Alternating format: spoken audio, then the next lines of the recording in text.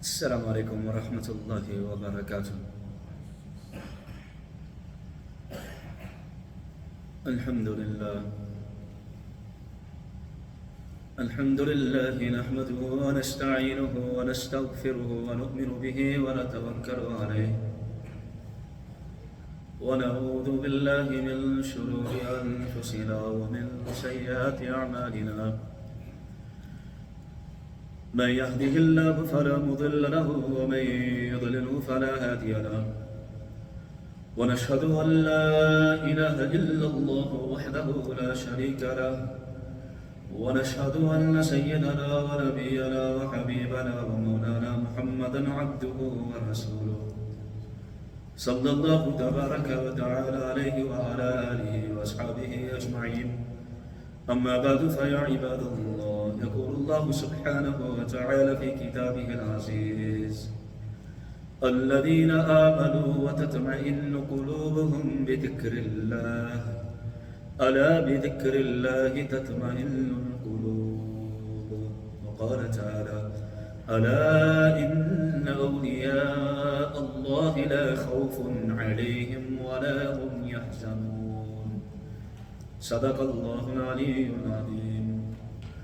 وقال النبي صلى الله عليه وسلم: من رضي بالله ربا وبالإسلام دينا وبمحمد رسولا وجبت له الجنة. وكما قال عليه الصلاة والسلام. In the previous session, we went over, in the previous few sessions, we went over what Allah subhanahu wa ta'ala mentioned: إِلَّا مَنْ أَتَى اللَّهَ بِقَلْبٍ سَلِيمٍ. That Jannah is for that person whose heart is pure. And the greatest and the biggest corruption in this ummah right now is the fact that our hearts are corrupt. They are no longer attached to Allah subhanahu wa ta'ala, which makes our life very difficult. We have a lot of difficulty living our lives because our hearts are too dirty and there's a lot of impurity within our hearts.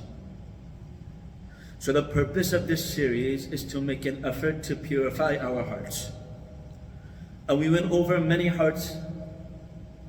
Qalb mayyit, qalb marid.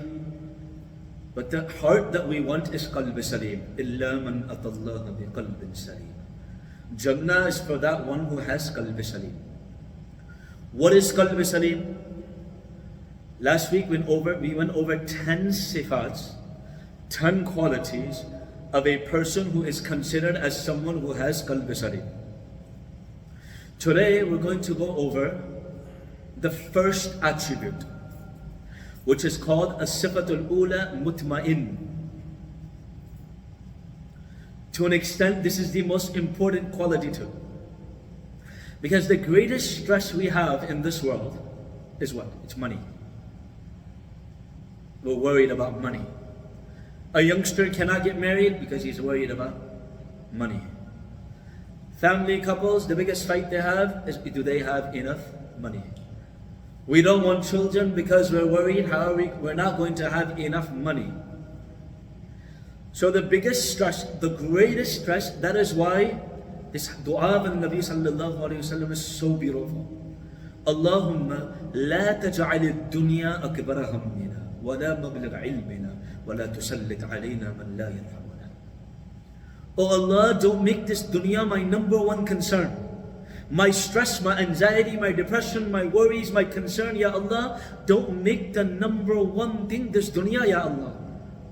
وَلَا مَبْلَغَ عِلْمِنَا. Don't make the dunya, what I want, the knowledge that I want to earn is worldly knowledge.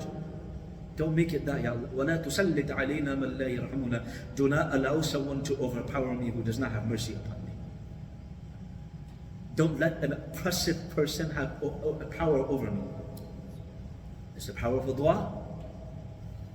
Because if our sustenance is our job, but then we have an oppressive boss over us, an oppressive manager, an oppressive leader over us, we won't feel so good. The number one concern is money. And we think the greatest solution, if we think the number one concern is money, then the greatest solution is money. Right? That's what everyone feels. Somebody used to say in English, we say money doesn't buy happiness. And then these rich people who want to joke about it, they say, yeah, but it buys a nice car. It buys a big house. It buys an expensive phone. It buys you everything you want. Ask any rich person. Ask any wealthy person. Do they have itminan? Yeah, they might have solved one problem of this dunya, which is money. But then they might have problems in other things and other avenues. People are too jealous of them. Their wives abuse how they spend their money. Or their wives or their family members do not respect them. Their children don't respect them, they mistreat them. Your friends and your colleagues, you don't know who's going to abuse you and wants just befriending you just because they want to take your money. So we're looking for a blissful and a happy and a sukoon, a tranquility, a life of tranquility and peace, and we're looking for all of it in money. That's our number one stress. We think that's the number one solution. So that's why I say this is one of the most important qualities of Qalb Salim. Because when you don't have money, you still have itminan. Things aren't going great, you still have itminan. Your children aren't listening to you, you still have itminan. Your wife or your husband might be giving you difficulties, you still have itminan. Nothing is going your way, you still have itminan. الذين آمنوا وتطمئن قلوبهم بذكر الله ألا بذكر الله تطمئن القلوب. Oh, you who believe, the ones who believe, they have sukoon. They feel peace to the zikr of Allah. Allah, listen. Allah. Allah in Arabic means pay attention about what I'm about to say right now. So Allah is not just saying it. He's not just saying, He's stopping for a second. He's saying, Allah, listen. Behold. Allah. بِذِكْرِ اللَّهِ تَطْمَئِنُّ الْقُلُوبُ. So it's being repeated. الَّذِينَ آمَنُوا وَتَطْمَئِنُّ قُلُوبُهُمْ بِذِكْرِ اللَّهِ. Allah already said it. But see, now when you're going at a speed, a good speaker repeats important statements. So what is Allah doing? الَّذِينَ آمَنُوا. So what is this? الَّذِينَ آمَنُوا. Those who believe, they will find the contentment of the heart through the zikr of Allah. So Allah already said it. But maybe you missed it.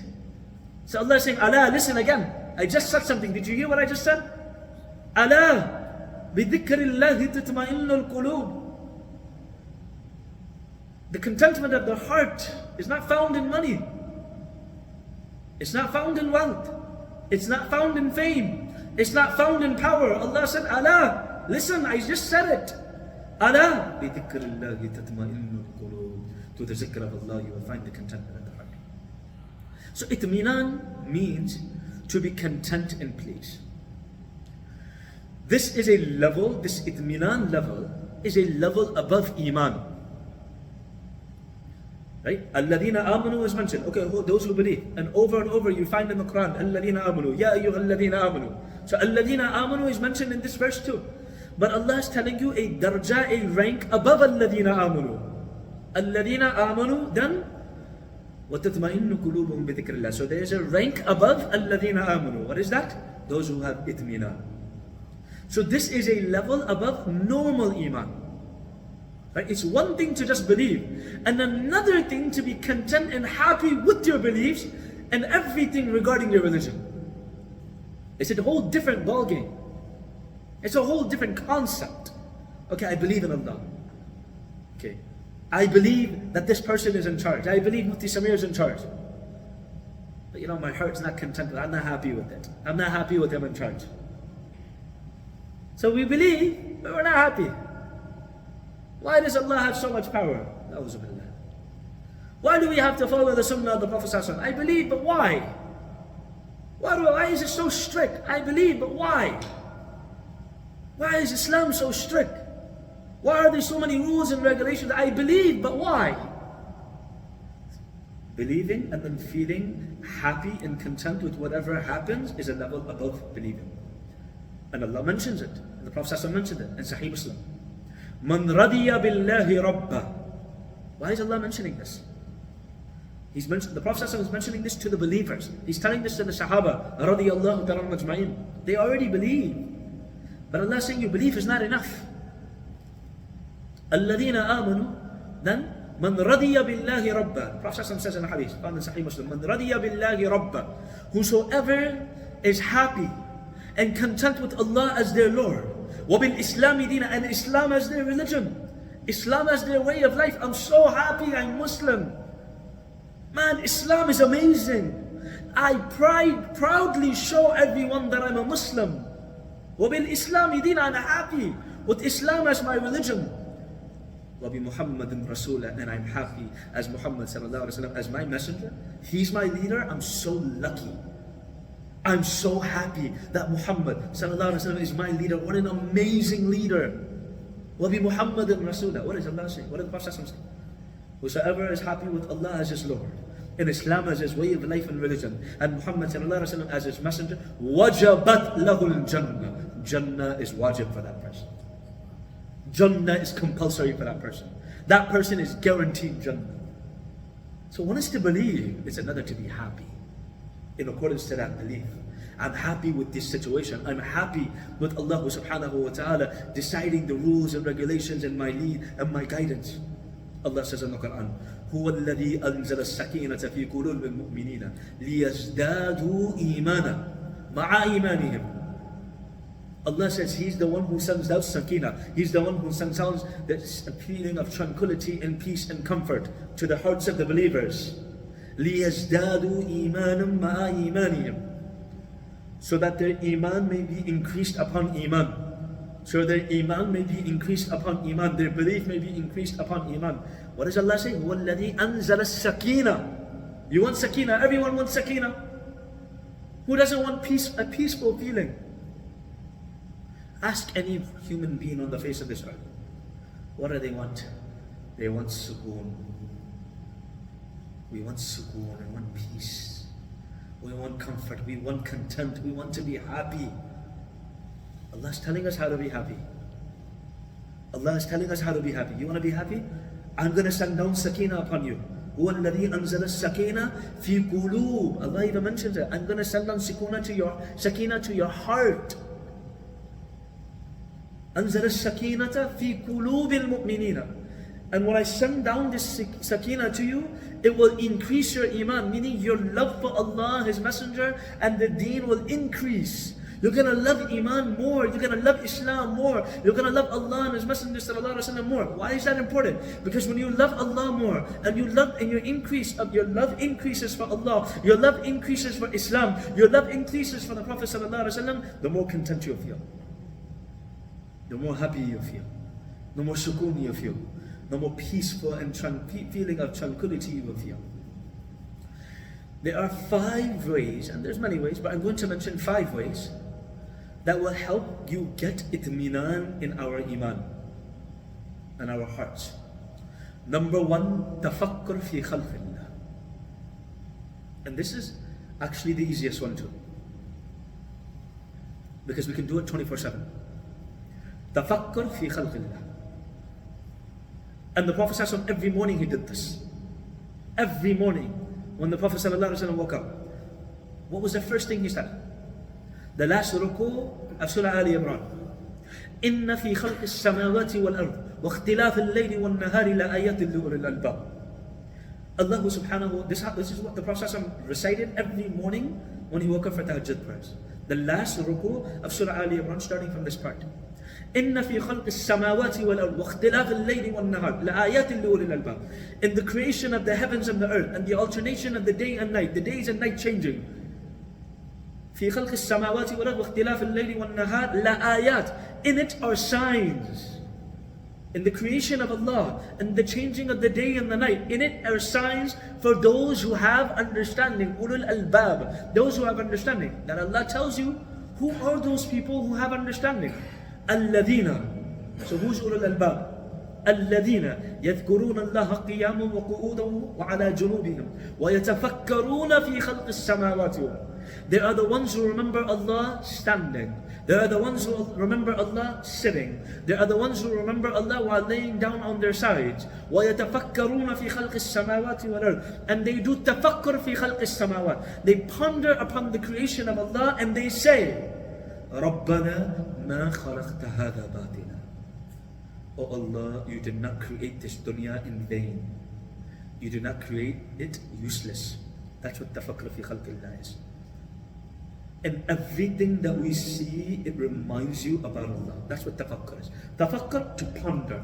Fikr. We hear the word fikr all the time. So tafakkar means to have a deep, deep concern. Tafakkur fi khalqillah, ponder upon the creation of Allah. Everything that you see should lead you back to Allah. I'll give you an easy way to remember this. Every day we recite Surah Al-Fatiha. Alhamdulillahi Rabbil Alameen. Alhamdulillahi Rabbil Alameen. All praise belongs to the one who is the Lord of the universe. Al-Alameen comes from the word in Arabic, Al-Alam. Alam, Alam means a sign. An Alam, like a flag. A flag is a sign of so-and-so country. Or a stop sign is a sign to stop. Alam means a sign. Alam means a world, a universe. Alameen is the plural word of that. The plural form of that. Alameen, so worlds or universes. So he's the Lord of the universes. Alameen, the word which means universes, comes from the word alam, which means a sign. Sign, to point something, to indicate towards something. So Allah is saying in the first verse of Surah Al-Fatiha, He is the Lord of the universes, and the universe, everything is assigned back to Rabb. He's the caretaker of everything. And everything should take you back to Allah subhanahu wa ta'ala. You can remember that just by Surah Al-Fatiha, the first verse. Everything we see should remind us of the greatness of Allah. Why is this important? Because when we know about the greatness of Allah and everything reminds you about the greatness of Allah, then we have sukoon, because we believe in that great being. So when you do tafakkur fi khalqillah, you feel sukoon. I'm going through the worst of difficulties, it's okay. This thing that I'm sitting in front of me reminds me of everything about Allah. سَنُرِيهِمْ آيَاتِنَا فِي الْآفَاقِ وَفِي أَنفُسِهِمْ حَتَّى يَتَبَيَّنَ لَهُمْ أَنَّهُ الْحَقِّ. Allah says in the Quran, سَنُرِيهِمْ آيَاتِنَا, I will show them my signs on the horizons. I will show them my signs in this entire universe. Allah says more than that. I will show them my signs within themselves. وَفِي أَنفُسِهِمْ. What is Allah telling us? Okay, you're blind, you can't see. Okay, you can't hear. All you have to do is look within yourself. You don't have to look at anything else. وَفِي أَنفُسِهِمْ. Just think about your body. Allah says, I'm going to show you my signs within your body. Look at how your blood flows. Look at how you're breathing. Look at how Allah has created your body. You can still walk, you can still talk. How magnificent and amazing your body is. It's so amazing, we can't even make a clone out of it. We can't even make a clone of human beings. No one can do it. Allah is the one who put the ruh in there, who's the one who put the soul in there.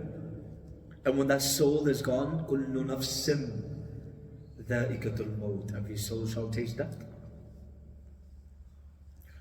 So Allah is saying, everything is assigned back to me. Even look at within yourself, حَتَّى يَتَبَيَّنَ, and keep looking at it. Keep doing tafakkur until حَتَّى يَتَبَيَّنَ لَهُمْ أَنَّهُ الْحَقِّ. Keep looking at these signs. Keep doing tafakkur. Keep doing tafakkur. Keep looking at your body. Keep looking at everything. It should remind you of Allah. Until it makes it clear to you that Allah is haqq. That Allah is true. That Allah is everything. And until everything does not prove to you, does not make your body feel that Allah is everything, then keep doing it. Tafakkur fi khalqillah. A poet, he said, فَيَا عَجَبًا كَيْفَ يُؤْسِ الْإِلَهُ أَمْ كَيْفَ يَجْحَدُهُ الْجَاهِلُ وَفِي كُلِّ شَيْءٍ لَهُ آيَةٌ تَدُلُّ عَلَى أَنَّهُ وَاحِدٌ وَلِلَّهِ فِي كُلِّ تَحْرِيكَ وَتَسْكِينَ أَبَدًا شَاهِدٌ. He said, فَيَا عَجَبًا كَيْفَ يُؤْسِ الْإِلَهُ. How strange. How can you disobey Allah? And how can you deny the existence of Allah when everything is assigned back to Allah? How can you disobey Allah? And how can you deny and reject the existence of Allah? وَفِي كُلِّ شَيْءٍ لَهُ آيَةٌ, when everything is assigned back to Allah. تَدُلُّ, and everything, it is a sign that تَدُلُّ عَلَىٰ أَنَّهُ وَاحِدٌ. Everything is a sign back to the fact that Allah is wahid, that Allah is alone. وَلِلَّهِ فِي كُلِّ تَحْرِيكَ. For Allah in every moving thing. Tahrika, harkat karna. In Urdu we say harkat. وَلِلَّهِ فِي كُلِّ تَحْرِيكَ. In every moving object, in every animate object, وَتَسْكِينَ. In every object that is still, in an inanimate object, and everything is a sign, is a witness back to Allah. And everything shows you that Allah is present. So when everything we see reminds us of Allah, it strengthens our belief in Him, and it is a form of zikr. It is a form of zikr. Even Ibrahim alayhi salatu wasalam, he asked Allah if he could see Allah revive the dead. When Allah asked him, don't you believe? He said, قَالَ بَلَى وَلَكِنْ لِيَطْمَئِنَّ قَلْبِي. To give my heart sukoon, I just want to see it. Meaning even Ibrahim alayhi salatu wasalam had to do tafakkur fi khalqillah to get itminan fi qalb.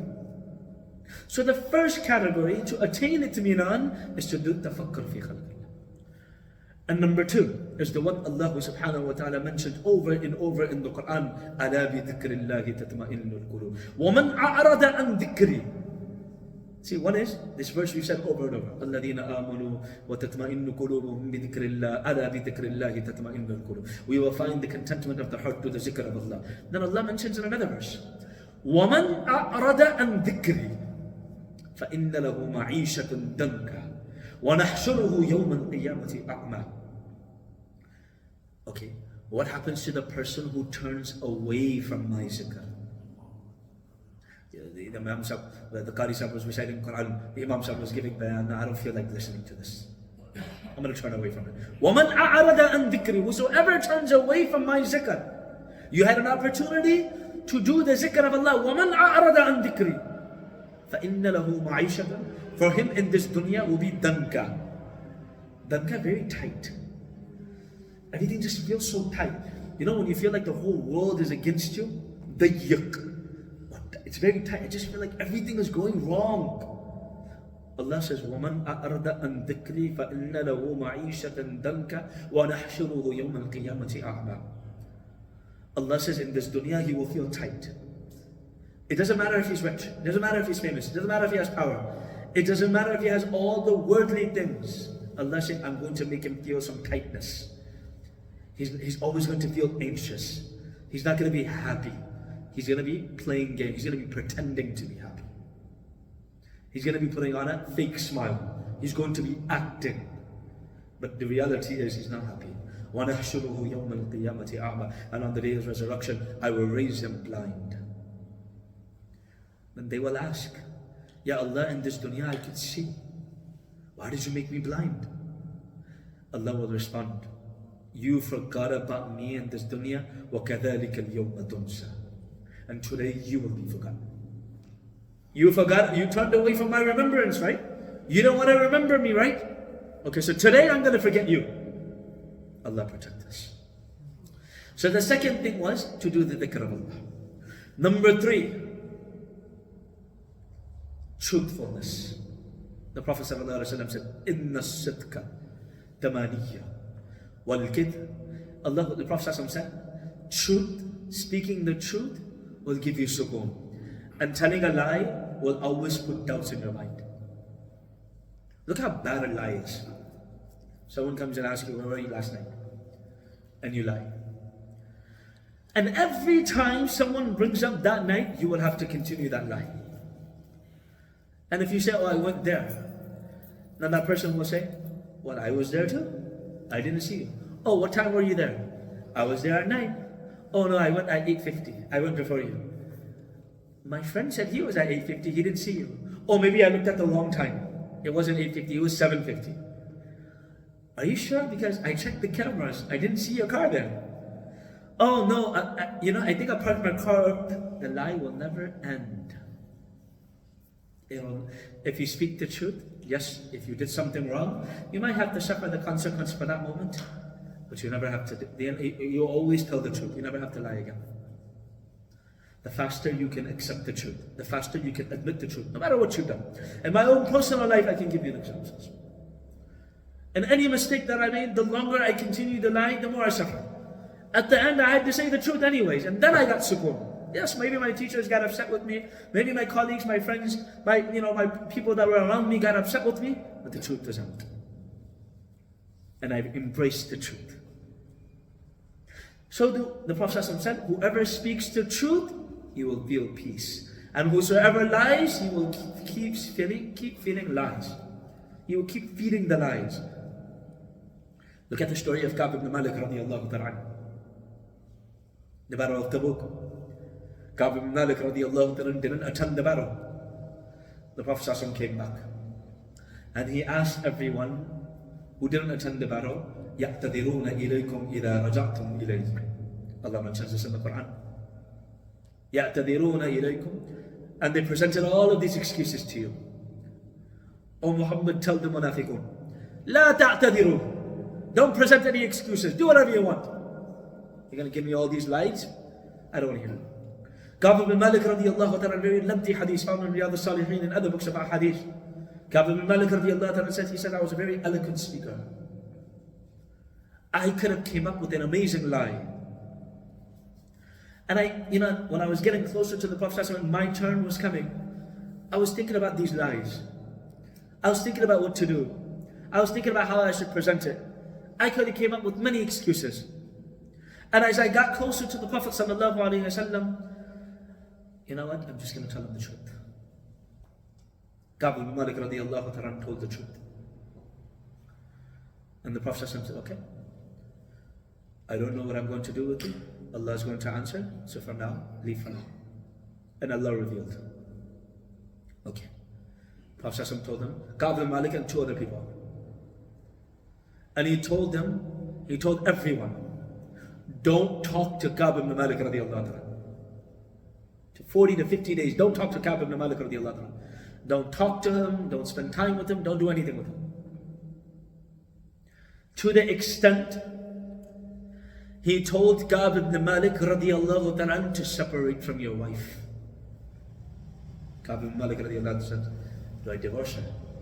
He said, no, don't talk to her. And he told the wife. Imagine that. All because he told the truth. He could have told a lie.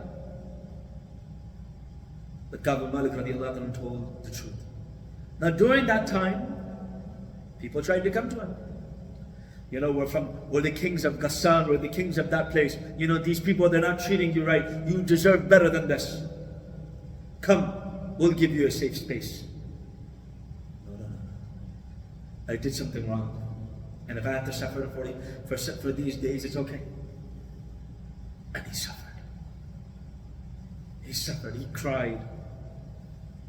But he embraced the truth. It was so beloved to Allah. The mistake that Ka'b ibn Malik radiallahu ta'ala, no human being on the face of this earth that is alive right now can make a mistake similar to Ka'b ibn Malik radiallahu ta'ala. Why? Because he did it in the company of the Prophet sallallahu alaihi wasallam. There is nothing greater and worse than disobeying the Messenger of Allah sallallahu alaihi wasallam. So Ka'b ibn Malik radiallahu ta'ala, to an extent, committed the worst of sins. Sahaba were human beings, they committed sins. He made the greatest mistake. But he told the truth. It was so beloved to Allah subhanahu wa ta'ala that Allah mentions their forgiveness in the Quran, وَعَلَى الثَّلَاثَةِ الَّذِينَ خُلِّفُوا, that those three who remained behind the battle of Tabuk until the earth was tightening upon them, Allah says, I have forgiven them. What an honor. What an honor. The forgiveness of Ka'b ibn Malik radiallahu ta'ala and the other two companions radiallahu ta'ala is mentioned in the Quran. Why? Because they told the truth. So yes, when you speak the truth, it might get a little bit difficult at that time. But it will eventually give you sukoon. That is the tariqah and the method of Allah.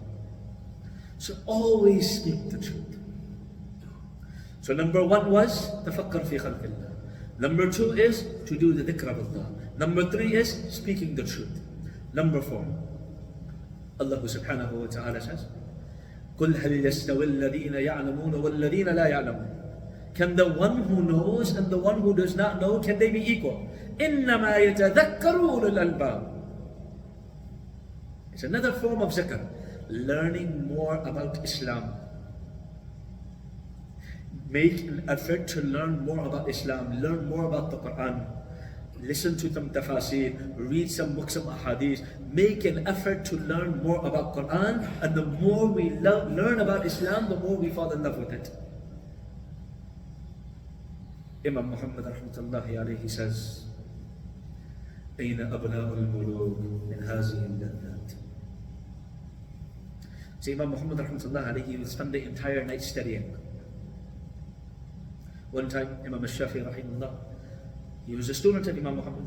Imam Muhammad is the khas or the close student of Imam Abu Hanifa rahimahullah. So Imam Abu Hanifa rahimahullah had two main students, Imam Abu Yusuf and Imam Muhammad rahmatullahi. And Imam Muhammad rahmatullahi was the teacher of Imam al-Shafi'i rahimahullah. So Imam al-Shafi'i rahimahullah, he spent the night and his teacher's out, Imam Muhammad rahmatullahi. Imam Shafi'i rahimahullah is in his room. Imam Muhammad rahmatullahi is in his room. And Imam Shafi'i rahimahullah would stare at the room of Imam Muhammad rahmatullahi occasionally. And from a distance, Imam Shafi'i rahimahullah would notice that Imam Muhammad is moving to his right. He's moving to his left. Meaning, Imam Muhammad rahmatullahi went to sleep. And Imam Shafi'i rahimahullah spent the entire night praying tahajjud.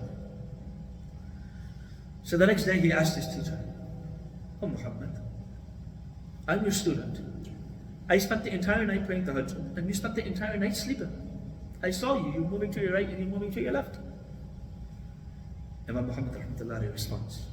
He says, first of all, as a believer, you're supposed to have husn zan. You're supposed to have good assumptions, not bad assumptions. I wasn't sleeping. I was surrounded by my books. On my right side, I had some books of fiqh. So I would read those books of fiqh.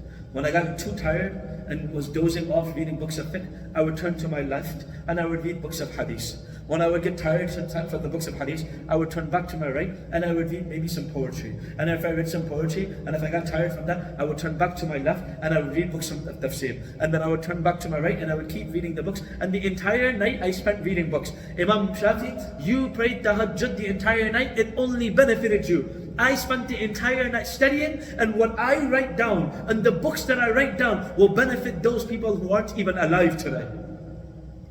So I'm doing more khidmah of deen than you. And he used to say, when he was looking up a masla, he was think deep, he would go to the marketplaces, he was always curious. He would always be like, okay, what if this happened? What if that happened? What would be the answer? He would look for answers. And when he would find the answer, he would say, أين أبناء الملوك من هذه اللذات? Where are the children of the kings? From this delightful, from this tasty, from this thing that makes you feel so good that it's better than eating dessert. And students of knowledge can tell you. When we're looking up a masla, someone's asked me a fatwa, I don't know the answer. And I'm spending hours studying and looking for that answer. When you finally find that answer, the feeling you get, you can't explain it. So the more you study, the more you'll, oh my God, it was so amazing. That's what Allah was saying? Wow, I feel like this is the first time I'm hearing this. It's so beautiful. I've read Quran over and over, Mr. Every mufassir, every teacher of tafsir will tell you. They will tell you, I've taught tafsir for 10 years, 15 years, 20 years. They will tell you every year I learned something new. The Quran is so beautiful. So number 4, start learning more. And the example we can get, if an example of learning more that increases our love, example of a loving person after getting to know them more. And once you love them more, and once you love them, you are content with them. You know what? I heard your speeches. I heard so much about you. Now you spend time with them. Wow, I'm amazed. I'm sitting in your company. And your love for them increases slowly, slowly, and now you feel even more content. And the last one is number 5. Is to be content with the decree of Allah. Is to be content with the decree of Allah subhanahu wa ta'ala. Abdullah ibn Abbas radiyallahu ta'ala, he says, Kuntu radifan nabi sallallahu alayhi wa sallam yawman. One day, Abdullah ibn Abbas radiyallahu, he says, I was on the back. Radif, to ride on the back. What a lucky person. who is on the back of a camel, who is on the camel on the back of a Nabi sallallahu alaihi wasallam. Prophet said, Ya ghulam, oh my child, I'm going to teach you some kalimat, some words. Don't forget them. Protect Allah, Allah will protect you. Protect Allah, Allah will protect you. When you ask, ask Allah. When you ask for help, seek Allah subhanahu wa ta'ala. وَاعْلَمْ أَنَّ الْأُمَّةَ لَوْ اجْتَمَعَتْ عَلَىٰ أَن يَنْفَعُوكَ بِشَيْءٍ. If the entire ummah got together to benefit you, they will not be able to benefit you if Allah didn't write it down. And if the entire ummah وَلَوْ اجْتَمَعُوا عَلَىٰ أَن يَضُرُّوكَ, and if the entire ummah got together to cause you any harm, they won't لَن يَضُرُّوكَ إِلَّا بِشَيْءٍ كَتَبَ اللَّهُ عَلَيْكَ. They won't be able to cause you any harm if Allah didn't write it down. The pens have been lifted and the papers have dried up. What is going to happen has already been decided. Be content, Allah already wrote it. I'll end with this. Imam al-Shafi rahimahullah, he said so beautifully, دَهِ الْأَيَّامَ تَفْعَلْ مَا تَشَاءُ وَطِبْ نَفْسًا إِذَا حَكَمَ الْقَضَاءُ وَلَا تَجْزَعْ لِحَادِثَةِ اللَّوَالِي وَلَا تَجْزَعْ لِحَادِثَةِ اللَّيَالِي فَمَا لِحَوَادِثِ الدُّنْيَا بَقَى. Imam al-Shafi rahimahullah, he writes in his Diwan al-Shafi, Imam al-Shafi, he has a book of poetry, a book of poems. And the first poem in this book is this one. دَيَ الْأَيَّامَ تَفْعَلْ مَا تَشَاءُ. Let the days go. Let them do whatever they're doing. Let the days go. Let them do whatever they're doing. وَطِبْ نَفْسًا إِذَا حَكَمَ الْقَضَاءُ. Feel happy. Feel content with whatever Allah has decreed. With whatever Allah has decided, be happy. وَلَا تَجْزَعْ. Don't let these umurs, these difficulties, these small calamities bother you. That's that. Don't let them make them over worry you. Don't be so worried about them. With these hawadis, in Urdu we say hadith, about accident took place. So don't let the nights or the difficulties of the days or the accidents or the things that didn't go your way, don't let them bother you. For the hawadis of this dunya, the difficulties of this dunya, the difficulties of these calamities, فَمَا بَقَعُوا, they are not everlasting. They're all going to end. Everyone that's sitting here, we've gone through some difficulties. We've gone through something in our life. We've gone through a difficult time. We don't remain in them. They're gone. Eventually they go away. The hawadis of this dunya, فَمَا لِحَوَادِثِ الدُّنْيَا بَقَى. The difficulties and the calamities and whatever we go through in this dunya, they will not remain.